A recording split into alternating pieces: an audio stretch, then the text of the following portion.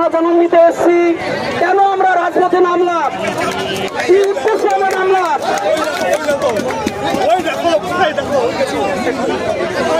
কেন নামলাম?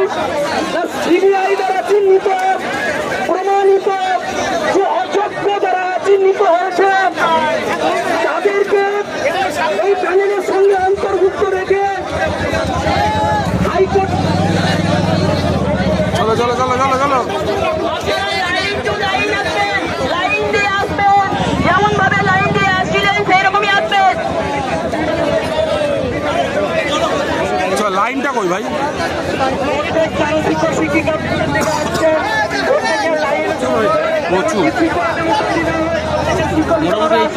আমাদের যেহেতু মিছিল লম্বা আছে সেহেতু আমাদেরকে একটু রাজবাড়ি রোডের দিকে যেতে হবে।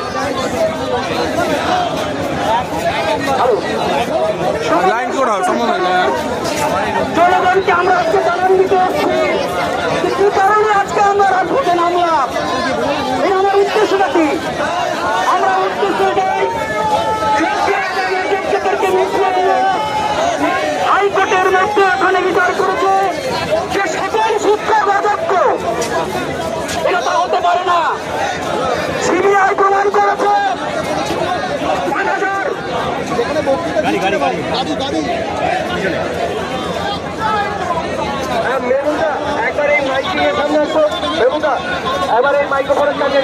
আমাদেরকে বিনা অপরাধে প্যানেল ক্যান্সেল করে অযোগ্যদের সঙ্গে মিলিয়ে মিশিয়ে একাকার করা হয়েছে, তার প্রতিবাদে একটি আমরা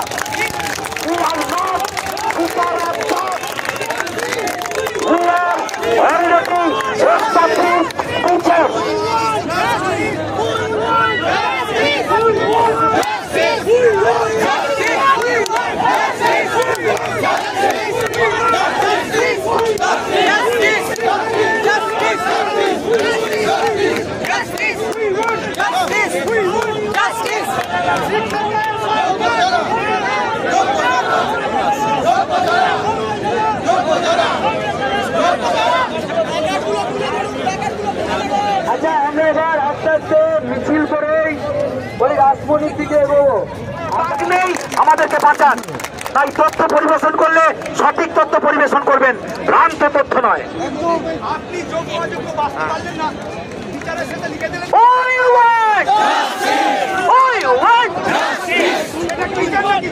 আপনি যোগ্য অযোগ্য বাঁচতে পারলেন না, আপনি কিছুজন অযোগ্যকে বাঁচলেন, বেশিরভাগটাই যোগ্য, তারপরে আপনি আমরা বিচারের সাথে লিখছেন আমি জাল কাপড় আলাদা করতে পারলাম না, তাহলে এটা কি যোগ্য অন্যায় নয়?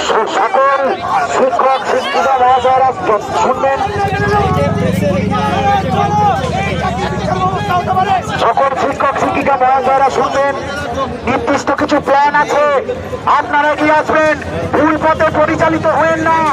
এর আগের বার কিছু অপকাণ্ডের জন্য আমাদেরকে তাদের রাজনীতি শিকার হতে হয়েছিল, এবার সেটা হবে না। এই মিছিল আস্তে আস্তে এগিয়ে যাবে রাজধানীর দিকে।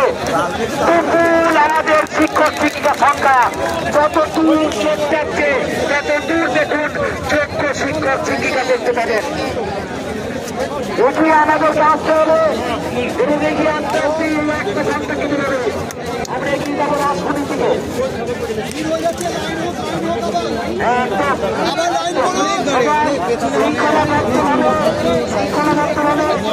লাইন মেনটেন করে দয়া করে এগিয়ে আসুন।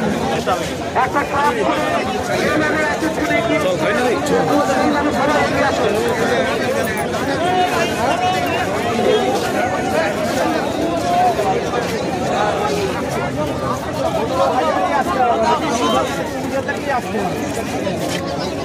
আমরা আমাদের এই কথাটা দেখাতে পারি।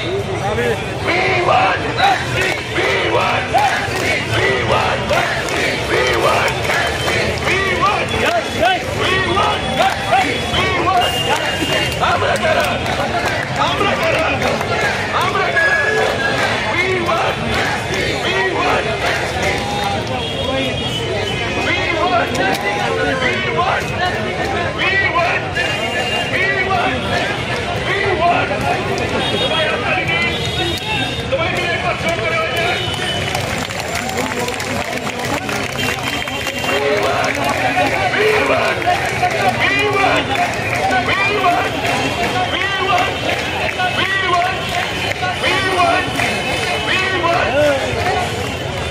এত তাড়াতাড়ি ছিনিয়ে পড়লে হ্যাঁ তখন আর কিছু হবে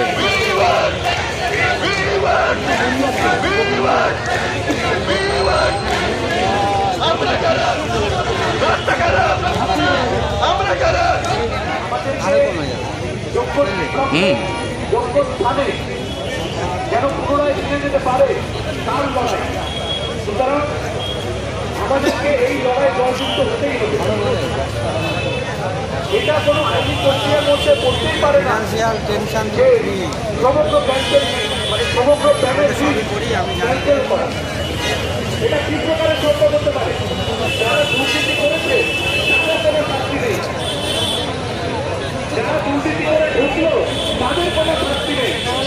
অথচ যারা মেধার ভিত্তিতে দিনের পর দিন রাতের পর রাত পড়াশোনা করে অত্যন্ত কঠোর পরিশ্রম করে নিজের যোগ্যতাকে প্রমাণ করে